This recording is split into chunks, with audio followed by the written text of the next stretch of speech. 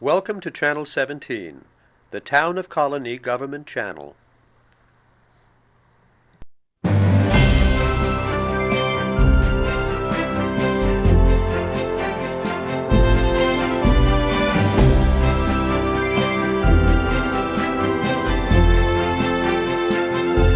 Hello and welcome to Getting to Know You. I'm your host, Robert Jaquay. On today's show, we're going to be talking to Paula Mahan, who is a supervisor of the town of Colonie. Let's go meet her. Paula, welcome. Thank you very much, Bob. I'm glad to be here. Welcome not only to the show, but to the town, as far as being supervisor. Before we get into the business of the town, customarily I have my guest share their background with our viewers. So let us know where you came from and how you got here. Okay. Well, I've been here in the town for about 35 years. Before that, I grew up in the city of Schenectady. As a child, I went through Schenectady schools, and my college education was at Sage College. And as a resident for 35 years in the town, my husband and I raised our two sons here in Latham, and they went all through North Colonie schools. I've been working in Colonie for a long time. Before I had my two sons, I was working at Shaker High School. I began my career there in the guidance office, and I was there until I had my first son, Joe, and then I stayed home for a while as a stay-at-home mom and enjoyed a lot of different activities with the boys. A lot of activities with school, actually. PTA. I served as PTA president and some different offices at Forts Ferry School with my boys. So my husband and I were very involved at that time, with a lot of activities that pertain to our sons. And we've also spent a lot of time with Little League and soccer and all those kinds of things that families do. And then I actually went back to school as a returning student, and I went to Sage, graduated from Sage with a degree in psychology, and also have a degree in human services. And then I went on for education, and that's when I entered back into North Colonie schools, and I was in Shaker Junior High for about the last 20 years, and before that I was in a couple of our elementary schools. And along the way, with my family, we've been very involved in the community for years. My husband's participated a lot in Colonie as well as a former Colonie police officer. So we have a lot of history in the town, and got into a lot of activities with neighborhood groups, neighborhood associations, citizens group. I founded Citizens Organized for Responsible Government, and really got to know the town a little bit better from that perspective. And as our boys grew up and went on their own, that really freed up more time for me and my husband, and just kind of ventured out a little bit more into community, different types of community organizations, which led to becoming more active in the Democratic Party in Colonie, and doing a variety of different, working on a variety of different issues with them, and led to running for office. And that's where we are today. It was quite an experience, the campaign and winning the seat, and it's just been very exciting over the last 29 days, just to be overseeing such a huge corporation, if you will. The town is just amazing. I was going to say, it's a considerable shift from teaching to become a supervisor of a town this size. And I was going to ask you, I was going to say what possessed you to do this, but it sounds by what you've just said that this is something you just really grew into, and in being a participant in a group that wants to deal with responsible government. and seeing the opportunity here, you just took the lead there. Yes, you know, it's there's when you say what possessed me to do it, you know, obviously, you know, my past, you can see that I was involved in a lot of volunteer organizations, and you know, it's very rewarding when you tackle certain issues, or you're an advocate for a particular group. You know, when you accomplish your goals or you help to bring together some consensus, it's rewarding. You help a lot of people, and that's a good feeling. You know, the skills that I have learned throughout my career as a teacher really transfer over into this job quite nicely. And my background in human services and the psychology and education really, it does it gives me a lot of strengths to bring to this position. There's such a need for organization, structure.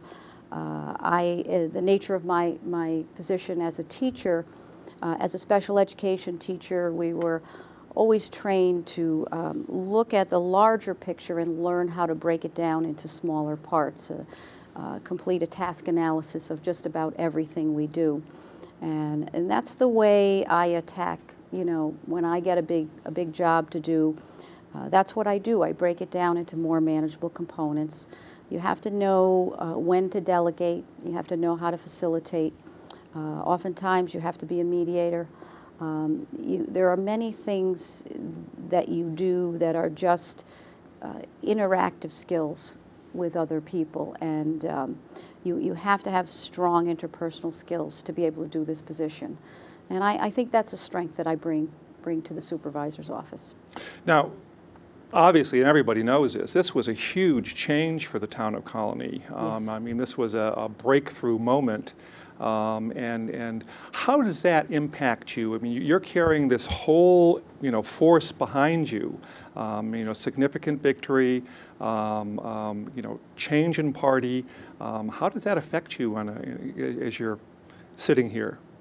Well, you know, a lot of people ask me what my stress level is lately, and you know, I don't know quite what it is, but maybe I should be more stressed out than I am. But I really just, you know, I take one day at a time. I have a vision for the future, along with many people that have helped me along the way, and good advisors. You know, a lot of good people out there with a lot of expertise that are very willing to offer you help. And you know, it's been different for me in a sense. Because I've had a lot of media attention. That's very different for me. I'm not, you know, I didn't have that in the past. And, you know, I'm used to being in front of a classroom or with my colleagues discussing various issues. So it's a larger group, and it's not that much different, but it's larger. There is a lot of challenge that it brought as far as, you know, just the change in party, the change in government. It's something that people have to get used to, but on the same token, people have been very welcoming. And no matter what party you're in, you know, I don't really look at it from that perspective. My philosophy is, you know, my job is to do what's best for the betterment of the entire community. And I look at everyone as an individual, and I look at everyone with a positive attitude, and I like to make my own judgments about people and give people the benefit of the doubt whenever I can. But it's very challenging in a sense that it's new, it's different, and that always brings with it a little bit of anxiety. So I feel like part of my job is to ease the transition for people, to give them an opportunity to be heard, so that they can understand that I am sensitive to how difficult change is. I understand the process very well. You know, in my career as an educator, I've been through many transitions in our field of special education, and transitions are difficult, and I know that from firsthand experience. But on the same token, it often can bring some very good things with it. You just have to give it time. Again, you have to be sensitive to other people's needs and anxieties. You have to understand you're entering territory that people have held on to for a long time. And those are all things that I don't go at with any type of negative attitude. I have a tendency to first assess what someone else's needs are, and then how can I best meet them. And that's always been my philosophy, and that's what I follow all the time. Certainly a welcome one. I mean, do you feel that there are expectations from the residents? I mean, there are things that are, you're finding, I know you live here and you see things, but now you're on the inside and you're finding that there are, I'm sure there are concerns people have. Do you think that there's a lot of expectations with a brand new supervisor, I think a lot of people have verbalized their expectations. There was and there still is a huge outcry for accountability, transparency in our government. There are issues that we're facing financially that are difficult for people to understand. So they're looking for answers. They're looking to be educated. I think the expectations whenever you come in, this is really, I feel like a pioneer. This is new territory, and so people, they're looking for me to do a good job, and they're looking for me to listen to them and hear their concerns.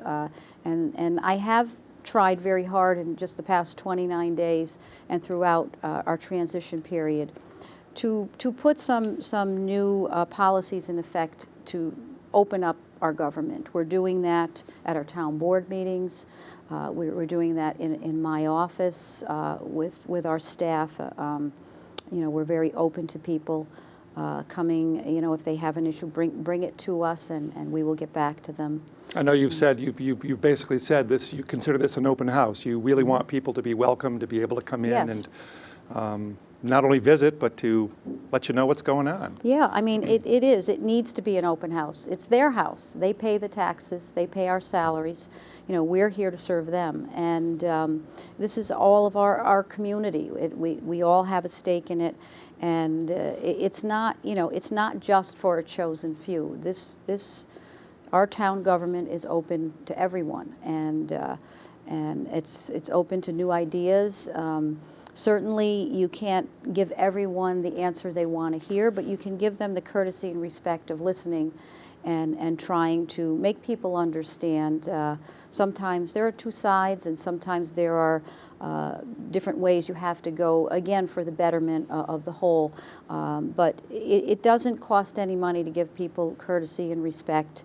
And I think that I've already received a lot of good positive feedback in that area, and that makes me feel good because I bet it does. I want people to feel that they're welcome and that this is their town. I'm always curious. I mean, here at the library, we sort of know what people want from a reading point of view and program point of view, and their residents come and use us. And if we're not doing something particularly well, they'll let us know it. And I'm always curious about what the residents, how tuned in they are to the government. Exactly, do they pay that close attention? I know that there are some significant issues, services, highways, taxes is always a big one as well. But I'm just curious as to how much you might think people are plugged in. I think they're plugged in more now than they were in the past, for obvious reasons. But I do think, this is a great town, and we offer great services. I'm a little biased, but I think we have excellent school districts. We just offer so much. Our location, all of the amenities. It's a great place to live. And for many years, the taxes have been kept very low. And I think people, as when you take that initiative to educate people and let them understand that yes, we do have low taxes. And we have great services, and it is a great town. There's no question about that. But the other side of the coin is now we're in some very serious financial problems right now. We're experiencing very serious financial problems. And it didn't get that way overnight. Right. It's been growing. And it's unfortunate that it hasn't been attended to effectively in the past. But we have to use this time now. This is an opportunity. We found the problems. We know what they are. And I have every intention that when I have everything that I need, all of my facts and figures, and I know how we're going to tweak the strategic financial plan that we had anticipated before getting here. My intention, and this is where some of my skills will come in handy, is to go throughout the town, to go into each district and each neighborhood and explain to people, educate people about the concerns and show them where their money's being spent. We talk about the roads and the highways. We talk about services being continued, meeting the needs of seniors or youth. These are all things that people are concerned about. I think that's a terrific idea. I mean, would you be on like a town meeting or a focus groups or whatever have you? Yeah, it probably will end up being a cross between town meetings and almost workshop sessions. Mm-hmm. It will be interactive so that the residents can actually participate in the process as they're learning about how the town got into this situation. I wasn't here when it happened, but I am here now, and it's my responsibility, along with the rest of our staff, to come up with solutions. And they may have to be long-term.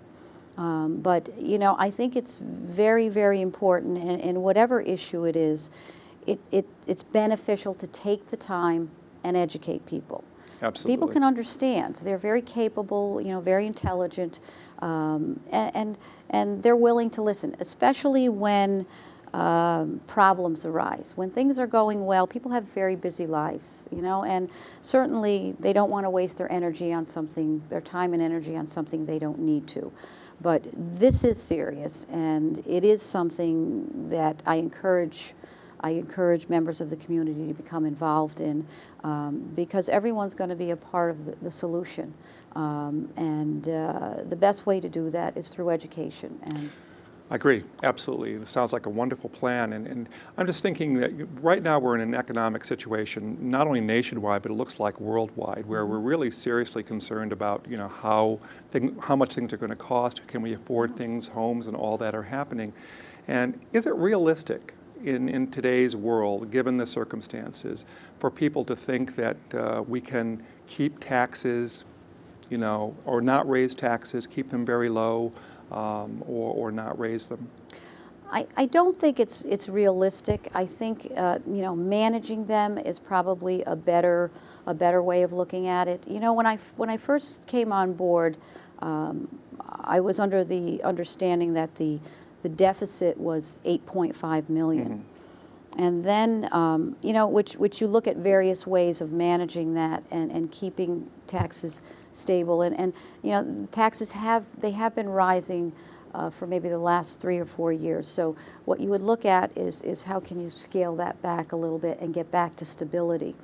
But the numbers appear at this point, unless some miracle happens, they appear to be much higher than that. So I think it's more a question of how do we manage the taxes so that people can still enjoy a good quality of life in the town and be able to afford to live here. I think when you look at your own budget, if you were making the same amount of money today that you made 10 or 15 years ago, you wouldn't be able to live on that amount of money and manage all of your expenses. And it's the same principle. In a town of our size, the workforce has increased. As we grow and develop, we have more roads to take care of, more infrastructure. We need more police patrols to keep our towns safe. We need emergency services. We need to care for our aging population. We need to care for our youth that move into the community.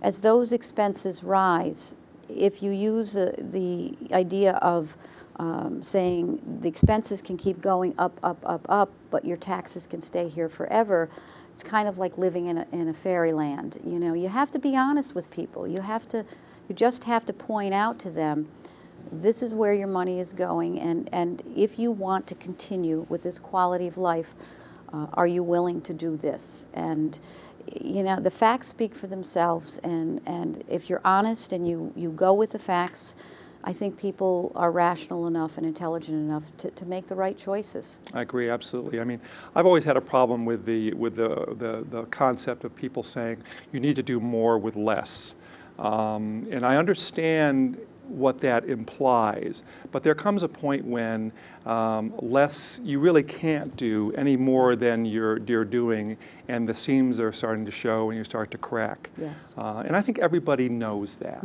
And I think also, from my experience, that people in the town of Colonie are very comfortable with what they have here. I mean, we've done a good job keeping things pretty well in order, but there probably is that fearful moment when things starting to crack or break.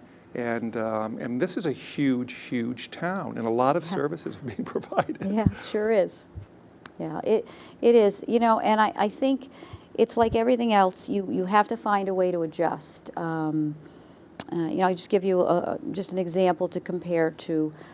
When I first started teaching in my teaching career and teaching special education classes, the makeup of the classes, the amount of integration, inclusion into the regular classroom, all those kinds of things was minimal. So you needed a certain amount of staff to maintain the classes when they were separate. And then as things changed and we learned that it was much more beneficial for students to be out and included in what everyone else was doing. It increased their learning, it increased their ability to be more independent in the community. There was just everything positive to gain. But you run up against a situation where to do this, you needed more money. You had to increase your budgets and do this. You needed more staff, you needed more paraprofessionals, more training. And over the period of maybe the past 20 years, it's evolved into a system where now most students are included in all of the programs, and there are many more opportunities out in the community. Kids grow up together, they learn together, they learn to be compassionate, and all of the hard work and the putting things together and finding the monies to do this, you know, the fruits of all that turn out to be a wonderful benefit, you know, for students with special needs. And it's the same thing in the town. You know, we've grown and we've developed into a very large town, and with a lot more needs than we had in the past. And we've got to find a way to balance it out so we can keep things so it's affordable, but yet we can still have that great quality of life. And you know as well as I do, we don't get too much for free. Right. And we do more with less. We keep stretching, you know, it's like stretching a rubber band. You stretch as far as you can, and eventually it breaks. It snaps. And, you know, that's what happens. And you can't ignore it. You can't, you know, put your head in the sand. It isn't going to go away. You have to deal with it.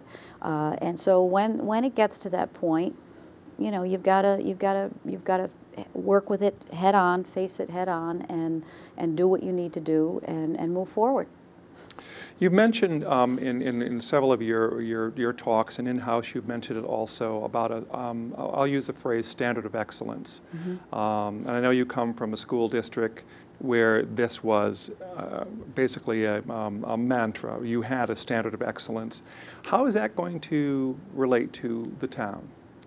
Well, you know, I mean, I did work in a system where, you know, the standard of excellence was always a priority, whether it was in the staff that we hired, the qualifications we were looking for. I've been on many interview committees, you know, in my job as a teacher, and we always raised the bar, always looking for someone with a more diversified background to be able to meet more needs in a diversified classroom. We looked at people that went above and beyond in their education and the activities that they took on. You know, would they be willing to bring that to North Colonie when I was there? Those kinds of things. With my students, it was always, I was never one of these teachers. I worked with students with learning disabilities, attention deficit disorder, processing issues, very capable students, but for whatever the reason was, learned through a different method. But I always kept those standards very, very high, and they always met them. They always met them, and many of my students, I meet them now. They're off to college doing great things. I will raise the bar. I have very high expectations for myself, and I do want to be fair with people, but I think we're all capable of doing a little bit more than we think we can, and it's a great feeling when you accomplish goals you didn't think you could do. So again, I will raise the bar, and I'll be sensitive, but I do have very high expectations for myself, and I look for that in other people as well. Excellent. I mean, your vision is clear, and I think you've instilled, I know for me, the motivation to really do better and join you in this. One of the questions I wanted to ask you, I mean, there's lots of work as being supervisor, and a lot of really arduous work, time-consuming. What are the fun things about being a supervisor? Oh, the fun things. Let's see. There are a lot of fun things. Certainly, people are very welcoming and encouraging. The kind words are always very nice to hear. When you can look at something or have a vision for something that you know it's going to help others in the future, that's very rewarding for me. Being able to be out there and be in the trenches with people, I like to see what they do. I like to learn about everything they do. I've been described as a perennial learner, and I like to learn about everything. I like to learn about what you do here in the library, what they might be doing when they have a water break, or how they fix the highways. I don't golf. I'm learning a lot about the golf course and things like that. So that's fun for me. The learning part is fun. And I've met some very great people, so there are a lot of good things. Every once in a while, sit down to a nice dinner for maybe a firehouse installation banquet, meet some new people, or things like that. So there have been a lot of good times in just the last 29 days. But every day, I work my staff very hard, but every day they leave with a smile, so that's a good thing. That's very encouraging. I like that. I mean, 24/7, that's an awesome responsibility. It really is. We want to unveil today a continuation, basically, of your being able to talk with the residents of the town of Colonie. And starting later this month, in February, we're going to launch your show. We're going to call it Colonie Connect with Paula Mahan. I like that. And we're going to give you a chance to basically focus on issues in the town and talk with people. And I think, from what I understand, you're going to also look for some feedback from people in the town, so you can actually answer specific questions. Yes, I would like to be able to do that. I'm looking forward to that. I think it's a great vehicle to get our message out there and to get some important feedback back. Yeah, well, because one of the ideas, and it's really surprising, you meet a lot of people in your business and groups and whatever have you, but there are people that you just can't see. And hopefully this is going to be a wonderful way for the residents of the town to really tune in and find out firsthand what the supervisor is doing and thinking. I think that sounds great. I'm looking forward to that. So, and we'll announce it now. If people want to get in touch with you, you've talked about having an open house. How else can someone get in touch with you in the town of Colonie? Well, we have our website. You can go on our website and you can check out what's going on and see how to make connections with some of the activities and issues that are going on as well. Certainly call town hall, in the supervisor's office. We'll put those numbers up, by the way. Put those numbers up, yes, and stop by. If I'm not busy, I'm certainly welcome people and enjoy talking to them. So there's a lot of opportunity. I'm around town. I'm all over. So if they see me, certainly don't be afraid to come up to me and say hello.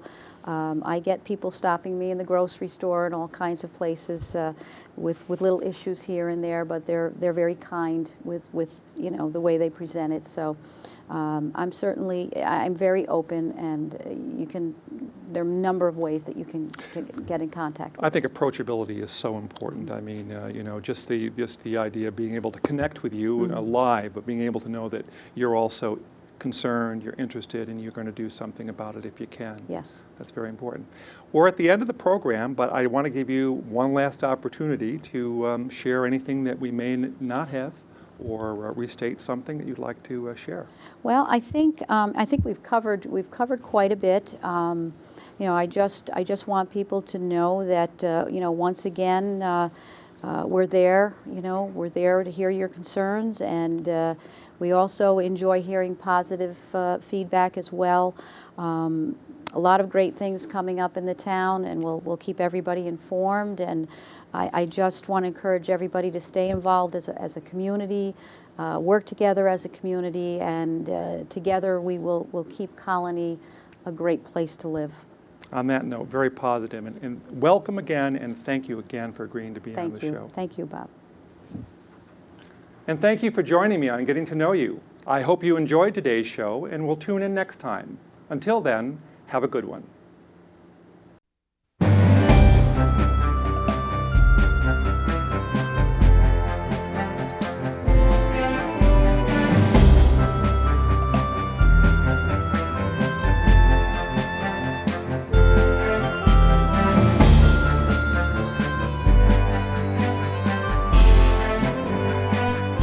Welcome to Channel 17, the Town of Colonie Government Channel,